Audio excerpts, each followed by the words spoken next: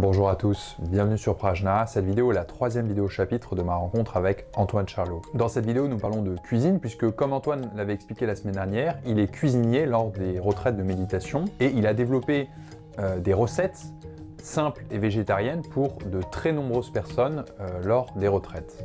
Dans cette vidéo, donc, il nous explique comment la pratique de la méditation l'a aidé dans le développement de ces recettes végétariennes. Il nous explique également pourquoi la cuisine végétarienne et le fait de cuisiner sainement relèvent d'un respect fondamental de la vie et même d'un engagement politique, puisque avec la tuerie de masse animale et également la destruction des sols par les intrants chimiques, la cuisine végétarienne permet de faire barrière de manière très concrète à la destruction de la vie.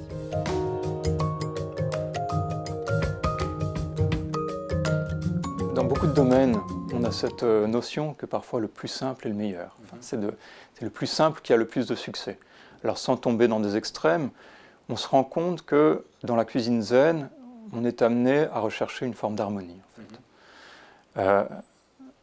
Maître Dogen rappelle un enseignement d'un maître chinois, Yakujo, qui dit que le Tenzo doit, dans sa pratique, donner aux moines bien-être et réconfort. Donc les pratiques en Sesshin, en retraite, sont des pratiques exigeantes. Effectivement, les moines, les pratiquants qui y assistent méritent d'avoir une bonne nourriture. Et là, justement, il faut trouver le juste équilibre entre une recette qui va être suffisamment bonne, nourrissante, satisfaisante, et éviter de tomber justement dans le piège du perfectionnisme, du raffinement à l'extrême, ce qui peut arriver dans une cuisine zen et qui, forcément à la fin, crée un surcroît de travail et des tensions. Donc comment faire pour cela? Il y a vraiment une dimension d'expérience, mais déjà limiter les ingrédients et trouver dans les goûts, dans les manières d'aménager une recette, ce qui va lui donner vraiment de la richesse, de la particularité, de la profondeur. Et là, on a toutes sortes de moyens, de combinaisons qui font qu'on arrive à avoir des plats vraiment très agréables à manger et en même temps très simples à faire.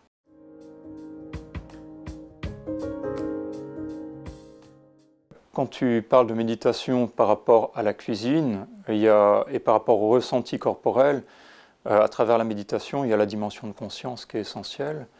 C'est-à-dire que oui, effectivement, par la présence au corps, on peut avoir beaucoup plus d'intuition. Après, il y a toute une dimension nutritionnelle, avec des équilibres qui sont entendus, voilà, avec beaucoup de nuances en fonction des différents régimes, mais beaucoup d'inspiration qu'on peut avoir justement par rapport à des choses qui ont été posées, proposées, et effectivement, à partir de là, faire en sorte, à travers l'expérience concrète, l'expérience réelle, d'avoir les meilleurs équilibres possibles, dans l'instant en tout cas. D'accord. Okay. Une petite chose, quand tu parles de mouvement, par rapport au bio, par rapport au végétarisme, au vegan, pour moi le mouvement me gêne un petit peu. D'accord. Parce qu'aujourd'hui, je trouve que dans la manière d'envisager la chose, ça peut amener à justement beaucoup de dogmatisme. Et le meilleur peut devenir le pire. C'est-à-dire le respect de la vie peut amener des personnes à se montrer culpabilisantes et même très agressives par rapport à des gens qui mangeraient de la viande, par exemple. Et je trouve que là, on n'y gagne pas tellement. On n'y gagne pas tellement, et je pense que on va dire une attitude zen, entre guillemets, une attitude qui peut être plus issue d'une pratique de méditation, qui est plus de l'ordre du cœur, et avoir de la compassion, même pour les gens qui mangent de la viande, être plus dans le fait de leur parler, de l'expérience, de leur donner des conseils, de leur donner des suggestions, mais sans être dans une revendication. Ça, je trouve que c'est vraiment essentiel. Après, quand on parle de bio et de végétarisme, de véganisme, pour moi, c'est une direction qui doit vraiment être étudiée par le plus grand nombre.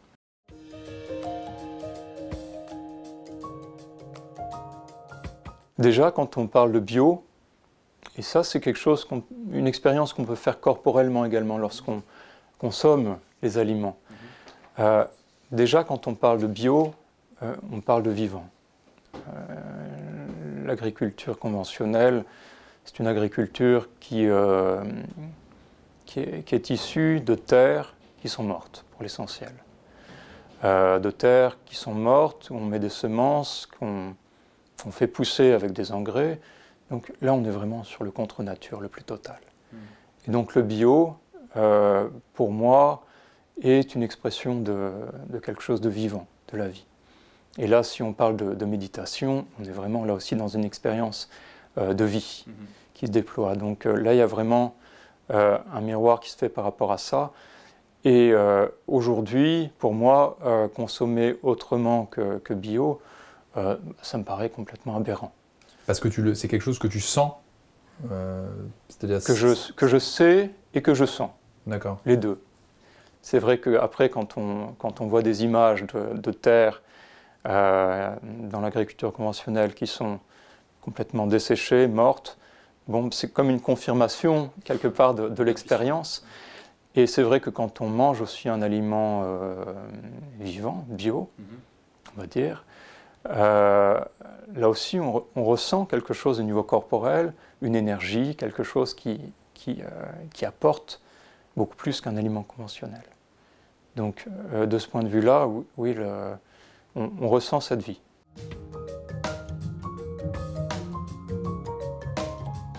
Par rapport à l'expérience méditative et la maltraitance animale, dans les préceptes bouddhistes, il y a le précepte de ne pas tuer.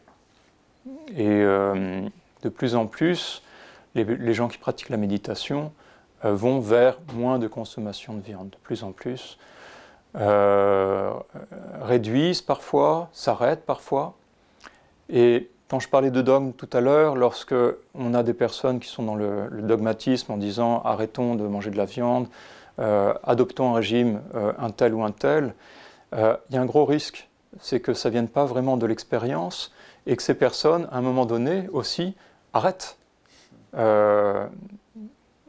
Quelque part, à un moment, n'en puissent plus et se remettent à manger de la viande et de manière parfois démesurée. Plus, voilà, oui, ça c'est des phénomènes qu'on peut observer.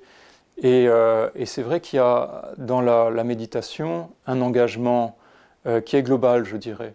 Un engagement politique, parce qu'effectivement on se dit que la souffrance animale c'est quelque chose qui est de l'ordre de l'insupportable, surtout lorsqu'on voit des images d'abattoirs,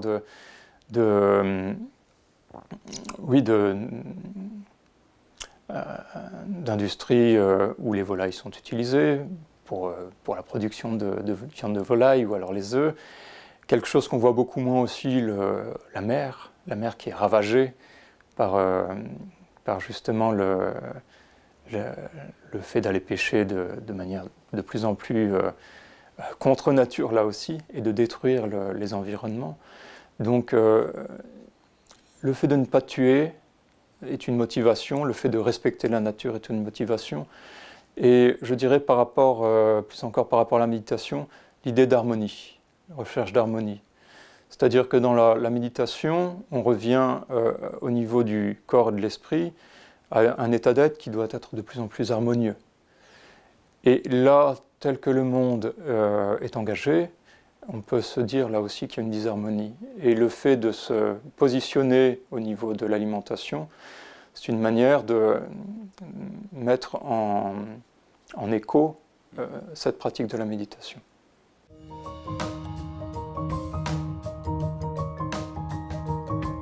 Oui, en fait, au fur et à mesure que j'exerçais cette fonction, je faisais des recettes que les gens mangeaient. Et la question revenait souvent, est-ce que tu vas faire un livre ? Et en fait, plutôt que de faire un livre, j'ai fait un blog de cuisine végétarienne, où là, je mets en ligne différentes recettes et des conseils de cuisine. Et le blog s'appelle recettes-végétarienne.org, au pluriel. Je mettrai le lien sous la vidéo. Entendu. Et là, il n'y a bien sûr pas toutes les recettes que j'ai pu être amené à faire, Mais il y en a plusieurs que j'ai diffusés donc pour des foyers en fait, à taille plutôt réduite. Voilà, j'espère que cette vidéo vous a éclairé. Je vous ai mis dans le descriptif de la vidéo un lien vers le site internet d'Antoine, dans lequel vous trouverez les différentes recettes végétariennes qu'il a développées. Je vous rappelle que vous pouvez aussi écouter cette rencontre sur la chaîne Spotify de Prajna, et également vous abonner pour suivre l'ensemble des vidéos qui seront publiées. Je vous souhaite de passer un très bon week-end et je vous dis à la semaine prochaine.